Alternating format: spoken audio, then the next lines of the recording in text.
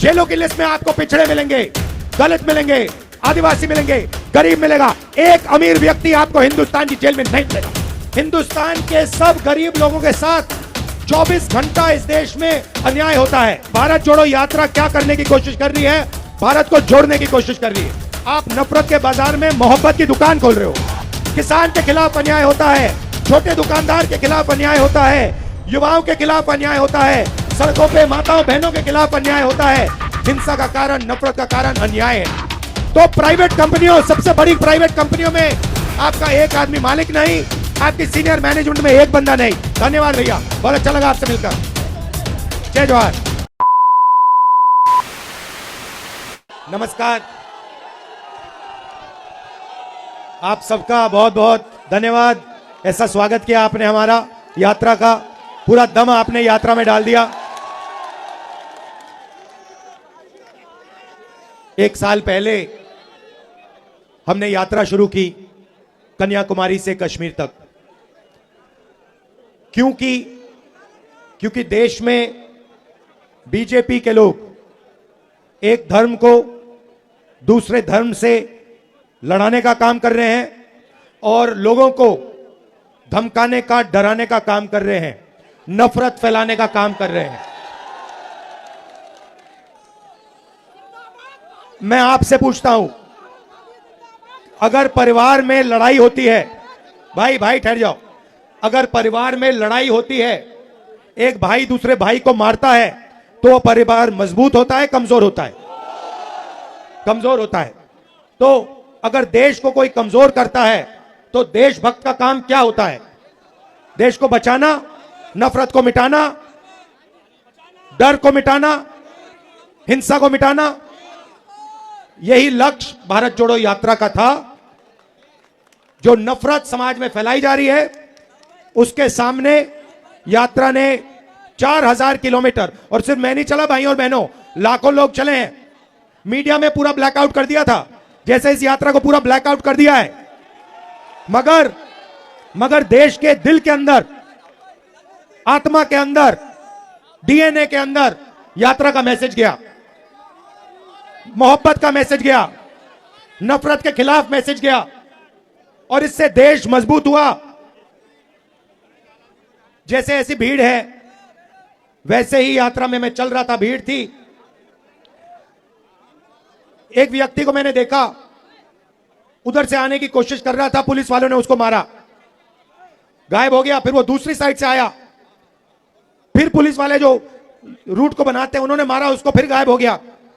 तीसरी बार मैंने उसको यहां देखा, पुलिस वालों को धकेल के, अकेला 10-15 पुलिस वालों को धकेल के मेरे सामने खड़ा हो गया पिछली यात्रा में, और कहता है, सुनो, मेरे सामने आके खड़ा हो जाता है, ऐसे कहता है, मैं जानता हूं तुम क्या कर रहे हो, मैं जानता हूं तुम क्या कर रहे हो। मैंने कहा भाई इसको क्या हो गया? मैंने उसको बुलाया, मैंने कहा इधर आओ, थोड़ा रिलैक्स करो। फिर कहता है मुझे, मैं जानता हूं आप क्या कर रहे हो, आप नफरत के बाजार में मोहब्बत की दुकान खोल रहे हो।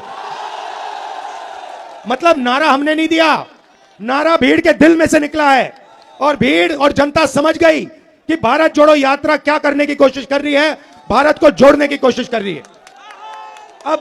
अब पहली यात्रा में से एक सवाल उठा, और मैंने बहुत सारे लोगों से पूछा, देश में नफरत फैल रही है, और मैंने पूछा क्यों फैल रही है, इसका कारण क्या है? और मैंने यह सवाल हजारों लोगों से पूछा होगा, भाई नफरत फैलाई जा रही है, हिंसा फैलाई जा रही है, इसका कारण क्या है? नहीं, वोट बैंक नहीं है भाइयों बहनों, आप गलतफहमी में मत रहो, वोट बैंक नहीं है ये। और हिंदुस्तान की जनता ने ये मुझे बताया, किसानों ने, मजदूरों ने, राहुल जी, हिंसा और नफरत का कारण अन्याय है। हिंदुस्तान के सब गरीब लोगों के साथ 24 घंटा इस देश में अन्याय होता है। किसान के खिलाफ अन्याय होता है, छोटे दुकानदार के खिलाफ अन्याय होता है, युवाओं के खिलाफ अन्याय होता है, सड़कों पे माताओं बहनों के खिलाफ अन्याय होता है। हिंसा का कारण, नफरत का कारण अन्याय है। इसीलिए हमने दूसरी भारत जोड़ो यात्रा में भारत जोड़ो न्याय यात्रा शब्द जोड़ दिया,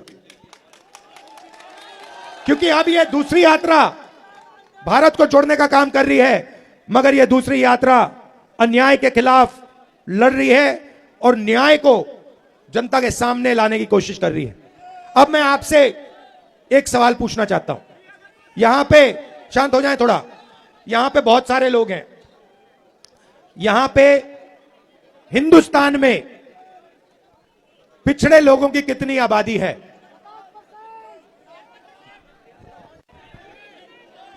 कितनी आबादी है? कितनी है? पिछड़ों की 50% आबादी है। ठीक है, ठीक है। दलितों की कितनी आबादी है? 5% नहीं भाई, 15%। सब माइनॉरिटी को मिला दो, सिख, मुसलमान, क्रिश्चियन, जैन, सबको मिला दो। इनकी कितनी आबादी है? 15%। आदिवासियों की आबादी कितनी है? 8%।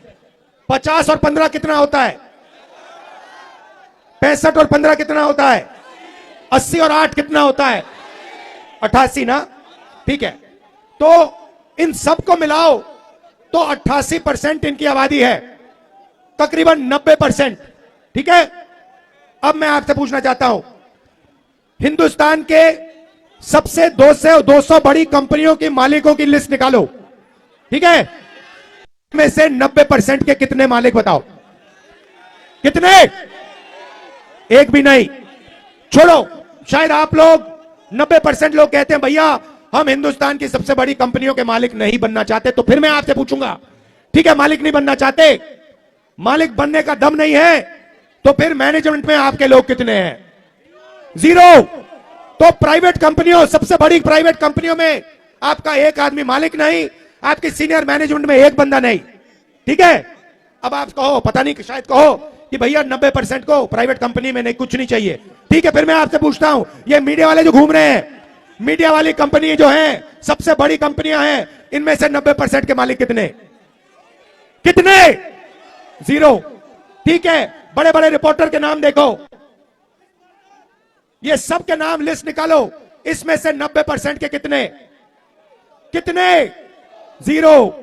ठीक है, आप कहोगे भैया हमें हिंदुस्तान की सबसे बड़ी कंपनियों में भागीदारी नहीं चाहिए, हमें मीडिया में भी भागीदारी नहीं चाहिए। मैं कहता हूं गलत है, मगर शायद आप लोगों के दिल में यही है। तो फिर मैं आपसे पूछूंगा भैया प्राइवेट अस्पतालों की लिस्ट निकालो, डॉक्टरों की लिस्ट निकालो, इसमें आपके कितने लोग? कितने लोग? 0। फिर मैं कहूंगा भैया पता नहीं क्या हो गया, 90% ना प्राइवेट अस्पताल चलाना चाहता है, ना कंपनियों में भाग लेना, भागीदारी चाहता है, ना मीडिया में चाहता है। फिर मैं कहूंगा ठीक है भैया चलो, आईएएस में आपके कितने? हिंदुस्तान के बजट को 90 लोग चलाते हैं। ठीक है, अलंकार वो यूपी वाली लिस्ट निकालो, यूपी वाली ब्यूरोक्रेट वाली। हिंदुस्तान के बजट को 90 लोग चलाते हैं। ठीक है, मतलब पूरा का पूरा पैसा 90 लोग बांटते हैं, आईएएस अफसर हैं। ठीक है, डिफेंस जाता है ये निर्णय लेते हैं, अस्पतालों में कितना जाता है ये निर्णय लेते हैं, सड़कों में कितना जाता है ये लेते हैं। अब मुझे बताओ, हिंदुस्तान की सरकार के 90 सबसे बड़े आईएएस अफसर में 90% के कितने लोग? 3 ओबीसी, 3 दलित, 1 आदिवासी, 1-2 माइनॉरिटी के। आप जानते हो कि आप में से 90% में से बजट की कितनी भागीदारी है? जानते हो 90% की कितनी भागीदारी है? 7%। आप अब ये देखो, यूपी की बात करता हूं, मैं आंकड़े निकालता हूं। यूपी के बजट को सुनो, यूपी के बजट को 90%, यूपी की 90% आबादी यूपी के बजट को अफसर कंट्रोल करते हैं। ठीक है, 62। अब मैं आपसे पूछता हूं, इन अफसरों यूपी बताओ, मैं आपको बताता हूं भाइयों, मैं बताता हूं, ओबीसी की भागीदारी यूपी के बजट में कम से कम आपकी भागीदारी 4%। 4%। ठीक है, 6%। भाई आदि अलंकार पकड़ो। मतलब भी भागीदारी नहीं है। अगर आप समझना चाहते हो कि 90% लोग कहां काम करते हैं, ऐसे पिछड़े माइनॉरिटी के लोग कहां काम करते हैं, मैं आपको बताता हूं। इस देश में आपकी जगह मैं आपको बताता हूं। आप मनरेगा की लिस्ट निकालो, उसमें आपको सब पिछड़े दिख जाएंगे, सब दलित दिख जाएंगे, सब आदिवासी दिख जाएंगे, सब माइनॉरिटी दिख जाएंगे। आप कॉन्ट्रैक्ट लेबर की लिस्ट निकालो, शानदार, बिल्कुल शानदार, क्योंकि सच है, सच शानदार होता है। आप कॉन्ट्रैक्ट लेबर की लिस्ट निकालो, आप सफाई कर्मचारियों की लिस्ट निकालो, आप कॉन्ट्रैक्ट लेबर की लिस्ट निकालो, उसको देखो, उसमें आपको मिलेंगे दलित मिलेंगे, आदिवासी मिलेंगे, माइनॉरिटी मिलेंगे, पिछड़े मिलेंगे। यह सच्चाई है हिंदुस्तान की। बहुत बहुत धन्यवाद, क्योंकि मैं सच बोलता हूं। अच्छा, जेलों की लिस्ट निकालो। जेलों की लिस्ट में आपको पिछड़े मिलेंगे, दलित मिलेंगे, आदिवासी मिलेंगे, गरीब मिलेगा। एक अमीर व्यक्ति आपको हिंदुस्तान की जेल में नहीं मिलेगा।